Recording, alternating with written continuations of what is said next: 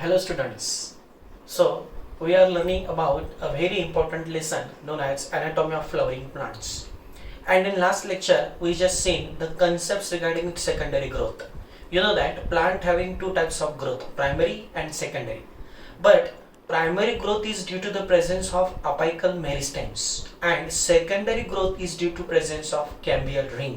आप जानते हो कि जब स्टेम के अंदर जनरली डाइकॉट स्टेम के अंदर जब कैम्बियल रिंग का फॉर्मेशन होता है तो कैम्बियल रिंग क्या करती है, वहां पे सेकेंडरी ग्रोथ को परफॉर्म करती है। सेकेंडरी ग्रोथ होना बोले तो क्या होना कि जिसमें secondary xylem, secondary phloem form होती है और जिससे प्लांट का जो स्टेम होता है उसका गर्थ जो होता है वो इंक्रीज हो जाता है। अब ये पॉइंट कंप्लीट होने के बाद आज का हमारा मेन सेशन है उड़ के बारे में। देखिए उड़ क्या होता है, जनरली सेकेंडरी जाइलम को ही हम उड़ कहते हैं और ये जो उड़ रहता है इसके अंदर चेंजेस होते रहते हैं। जैसे कि इन्वायरमेंटल कंडीशंस में जब चेंज हो जाता है तो इन्वायरमेंटल कंडीशंस में चेंज होने के बाद उसके अंदर जितने भी फैक्टर्स आते हैं इन्वायरमेंटल फैक्टर्स, वो इन्वायरमेंटल फैक्टर्स क्या कर सकते हैं, according to the season, according to the condition secondary xylem के अंदर कुछ चेंजेस कर सकते हैं। और वो जो फिजियोलॉजिकल चेंजेस होते हैं उस उड़ के अंदर, सेकेंडरी जाइलम के अंदर, उस हिसाब से हम प्लांट के उड़ को, सेकेंडरी जाइलम को दो एरिया में क्लासिफाई करते हैं according to the seasonal changes, physiological changes. सबसे पहला जो उड़ होता है उसको हम कहते हैं स्प्रिंग उड़ और it is also known as early wood. और दूसरा जो उड़ होता है उसको हम कहेंगे ऑटम उड़ और लेट उड़। अब दोनों में क्या डिफरेंस है उसको हमें अंडरस्टैंड करना है, लेकिन एक बात ध्यान में रखनी है कि उड़ क्या है, सेकेंडरी जाइलम का एक्यूमुलेशन है और सेकेंडरी जाइलम का जो एक्यूमुलेशन होता है internally during the secondary growth, तो उसके अंदर जो चेंजेस होते हैं वो इन्वायरमेंट की वजह से होते हैं। जैसे कि जो प्लांट टेम्परेट रीजन में रहती है वहां पे उनके अंदर ज्यादा से ज्यादा चेंजेस होते हैं। ओके, अब ये जो सेशन है उड़ का उसको हम कंप्लीट करते हैं। जैसे कि सबसे पहले स्प्रिंग उड़ और दूसरा है ऑटम उड़। देखिए कोई भी सीजन ले लो तो उस सीजन का जो इनिशियल पीरियड रहता है उसको हम कहेंगे स्प्रिंग उड़ और उस सीजन का जो एंडिंग फेज रहता है उसको हम कहेंगे ऑटम सीजन या उसको हम कहते हैं ऑटम उड़।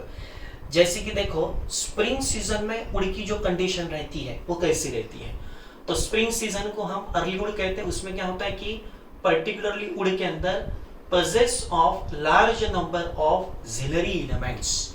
झिलरी एलिमेंट्स का मतलब होता है ट्रकेट्स एंड वेसल्स की जो क्वांटिटी होती है वो ज्यादा होती है स्प्रिंग सीजन के अंदर जो उड़ रहता है उसके अंदर। और जो ऑटम उड़ होता है उसके अंदर जितनी भी झिलरी एलिमेंट्स होती है उनकी क्वांटिटी फ्यूअर होती है, मतलब इसके कंपैरिजन में झिलरी एलिमेंट्स की क्वांटिटी उनके अंदर कम रहती है।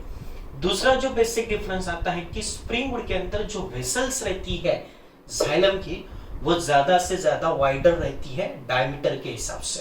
And when we compare, when we just learn the vessels of autumn wood, so they having narrow diameters. उनका जो डायमीटर होता है वो नैरो होता है, मतलब उनमें ज्यादा वाइडिंग नहीं होता।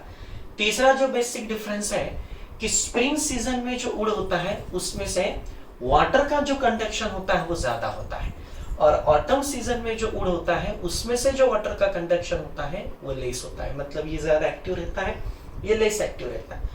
और सबसे बड़ा जो डिफरेंस है कि स्प्रिंग सीजन में जो उड़ होता है वो कलर में लाइटर होता है और डेंसिटी से लो होता है, और ऑटम सीजन में जो उड़ होता है वो कलर में भी डार्कर होता है और उसके अंदर डेंसिटी कैसे रहती है, ज्यादा रहती है।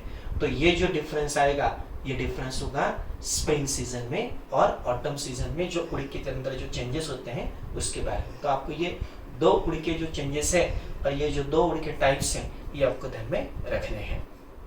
अब आपको मालूम है कि स्प्रिंग सीजन किसको कहते हैं और ऑटम सीजन किसको कहते हैं। जनरली स्प्रिंग सीजन क्या रहता है कि विंटर के बाद जब समर आता है तो विंटर के और समर के बिटवीन जो टाइम आता है उसको हम स्प्रिंग सीजन कहते हैं। और ऑटम सीजन क्या रहता है, तो ऑटम सीजन जनरली क्या रहता है, विंटर स्टार्ट होने से पहले, उसको हम कहेंगे ऑटम सीजन। तो ये दोनों जो टाइप्स हैं उड़ के वो सीजन के हिसाब से चेंजेस होके बनते हैं। अब दूसरा जो मेन सेशन है इसमें, हाँ इसमें आपको एक चीज और ध्यान में रखनी है कि इसके अंदर उन्होंने एनुअल रिंग्स के बारे में इंफॉर्मेशन दिया है, यानी कि प्लांट का जो एज रहता है उसको अगर आपको डिफाइन करना है तो आप एनुअल रिंग के हिसाब से काउंट कर सकते हो, प्लांट का एज आप एस्टिमेट कर सकते हो। जैसे कि उन्होंने कहा है कि अगर आपने प्लांट के स्टेम को बीच में से कट कर दिया तो उस स्टेम के अंदर आपको कुछ रिंग्स देखने को मिलेगी, जैसे कि स्प्रिंग सीजन की एक रिंग रहती है और ऑटम सीजन की एक रिंग रहती है, जो एक साल में 2 रिंग बनती है, एक रिंग इसकी और एक रिंग इसकी, एक साल में पर एनुअल 2 रिंग बनेगी। लेकिन इसका जो पर्टिकुलरली कलर होता है वो लाइटर होता है, तो ये ध्यान में नहीं आती, लेकिन इनका जो कलर रहता है वो डार्कर रहता है। तो एक सीजन में जब 2 रिंग बनेगी, इसका मतलब हर एक साल में 2 रिंग बनेगी, तो किसी एक रिंग को आप काउंट करके प्लांट की एज डिफाइन कर सकते हो। लेकिन काउंट करने के लिए आसान कौन सी है, डार्कर रीजन वाली जो है, डार्कर कलर वाली जो है, उनको काउंट करना ज्यादा आसान है, तो उसको आप वहां पे काउंट करके प्लांट का जो एज है उसको आप डिफाइन कर सकते हैं। अब ये होने के बाद नेक्स्ट वन जो वुड के 2 टाइप हैं वो है according to the basis of secondary xylem deposition. जब ये सेकेंडरी जाइलम सेकेंडरी ग्रोथ के बाद जब बनती है, so secondary xylem having accumulation of some important types of organic materials and on the basis of that deposition it having 2 types. That is the first one, it is known as heartwood, and second one it is known as sapwood. So what is the basic difference between heartwood and sapwood? So देखिए point number 1, it is present in the center of plant, यानी कि heartwood का जो position रहता है वो centre में रहता है, एंड सैपवुड का जो पोजीशन रहता है it is present outside the heartwood, it means that towards the periphery. तो सैपवुड का जो पोजीशन रहता है वो बाहर से रहता है, हार्टवुड अंदर से रहता है, सैपवुड बाहर से रहता है। दूसरी बात, हार्टवुड का जो कलर रहता है वो डार्कर रहता है और उसकी जो डेंसिटी रहती है वो हाई रहती है। इसके अंदर कैसा रहता है, इनका जो कलर रहता है सैपवुड का वो लाइट रहता है और उसकी डेंसिटी कम रहती है। सबसे मेन बात, हार्टवुड के अंदर यानी कि सेंटर की तरफ जो वुड है उसके अंदर मटेरियल का, ऑर्गेनिक कंपाउंड का जो डिपोजिशन होता है वो ज्यादा से ज्यादा होता है, जैसे कि उसके अंदर रेजिन्स आते हैं, टैनिन्स आते हैं, गम्स आते हैं, या और कुछ ऑयल्स आते हैं, या ऑर्गेनिक कुछ सब्सटेंसेस आते हैं जिनका एक्यूमुलेशन उनके अंदर ज्यादा होता है। इसके अंदर ज्यादा से ज्यादा डिपोजिशन नहीं होता, एक तो कम होता है या फिर नहीं होता। और सबसे मेन बात, ये हाईली लिग्निफाइड एरिया होता है और ये इनएक्टिव रहता है। ये कैसा रहता है, ये बहुत एक्टिव रीजन है, मतलब इसमें से वाटर का जो कंडक्शन है वो नहीं होगा, इसमें से वाटर का कंडक्शन हो सकता है।